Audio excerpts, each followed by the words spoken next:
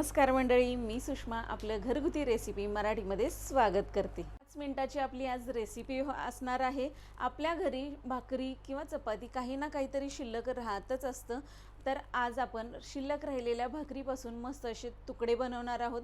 आमच्या गावाकडे तर या तुकड्यांचा दररोज दुसऱ्या दिवशीचा नाश्ता असतो। आम्ही लहान होतो ना तेव्हा डेली दुसऱ्या दिवशी आम्हाला भाकरीचे तुकडे किंवा फोडणीचा भात हा असायचा, कारण आदल्या दिवशी शिल्लक राहिलेलं जेवण काही फेकून दिलं जात नव्हतं।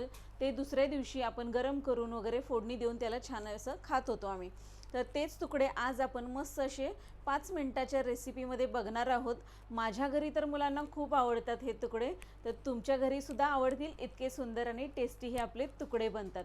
तर रेसिपी पाहण्यासाठी व्हिडिओ पूर्ण पाहायला पाहिजे आणि व्हिडिओला लाईक, शेअर आणि सबस्क्राईब मात्र केलंच पाहिजे।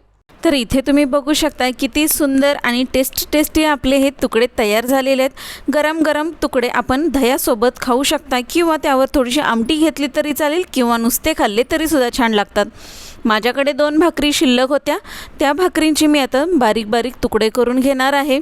खूप जास्त मोठे याचे तुकडे ठेवायचे नाही, कारण याला मसाला लागत नाहीत, किंवा बारीक एकदम केलेत ना तरी सुद्धा चालेल, यापेक्षा सुद्धा बारीक जरी केले तरी सुद्धा चालेल, पण मी एवढी साईज ठेवलेली आहे। बघा, मी या भाकरीचे आता सर्व तुकडे बनवून घेते आणि नंतर मग आपण पुढची स्टेप करून घेऊया।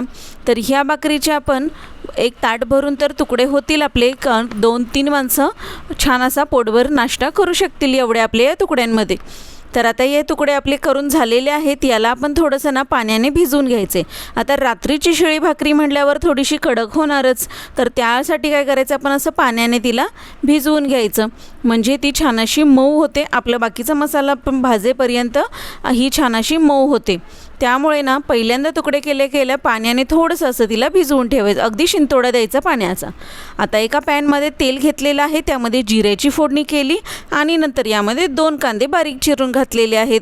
कांदा चांगला गोल्डन ब्राऊन कलर येईपर्यंत आपण परतवून घ्यायचा आहे आणि नंतर मग आपण यामध्ये 1 टोमॅटोसुद्धा घालून घ्यायचा आहे। जेव्हा आपण अशा प्रकारचे काहीतरी फोडणीचा पदार्थ बनवतो त्यावेळेस मस्त असं टोमॅटोची सुद्धा खूप छान टेस्ट लागते। यामध्ये 1 टोमॅटो मी बारीक चिरून घातलेला आहे। छान असा आपला टोमॅटोसुद्धा शिजू द्यायचा आहे। कांदा आणि टोमॅटो दोन्हीही छान शिजल्यानंतर यामध्ये आपण हळद घालून घ्यायचे आणि लाल तिखट घालायचा। हा आमचा घाटी मसाला आहे, घाटी मसाल्याचं जे लाल तिखट असतं ना ते आहे। ते घातल्यानंतर छान असं मिक्स करून घेतले। यामध्ये अधिक कुठलेही जास्तीचे मसाले घातलेले नाही आहेत, अगदी साध्या सोप्या पद्धतीमध्ये आपण हे छान असे तुकडे बनवलेले आहेत। यानंतर यामध्ये आपण हे भाकरीचे तुकडे घालून घ्यायचे आहेत आणि सर्व हा जो मसाला आपण बनवलेला आहे कांदा वगैरे, तो या आपल्या भाकरीच्या तुकड्यांना लागला पाहिजे, त्यामुळे छान असं मिक्स करून घ्यायचं आहे। व्यवस्थित मिक्स करून झाल्यानंतरच मग आपण यामध्ये मीठ घालून घ्यायचं आहे, कारण छान असा हा मसाला पूर्ण लागल्यानंतर शेवटी मीठ जेव्हा आपण घालू तेव्हा आपल्याला मिठाचा अंदाजसुद्धा येतो आणि सर्व आपल्या या तुकड्यांना मीठ लागलं जातं। मीठ घातल्यानंतर मस्तपैकी आपण मिक्स करून घेतलेलं आहे। बघा, सर्व मीठ आपल्या तुकड्यांना लागलेलं आहे। त्यानंतर आपण झाकण ठेवायचं आहे आणि 2 मिनिटानंतर गॅस बंद करून घ्यायचा आहे। तर मी ही झाकण ठेवलं आणि गॅस बंद केला। मस्त असे गरमागरम आपले तुकडे तयार झालेत। आणि हो, कोथिंबीर असेल तर नक्की घाला, माझ्याकडे नव्हती म्हणून मी घातली नाही।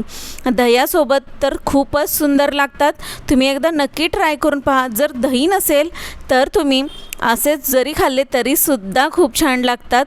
तर माझ्याकडे तर मुलांना दह्यासोबत आवडतात म्हणून मी दही देते, नसेल आवडत तुम्हाला तर तुम्ही असेच खाऊन पहा, खूप टेस्टी लागतात। छान अशी आपली 5 मिनिटाची, अगदी 5 मिनिटाच्या आतली रेसिपी आहे आणि खूपच साधी सोपी रेसिपी आहे। व्हिडिओ आवडल्यास लाईक, शेअर आणि सबस्क्राईब करायला विसरू नका।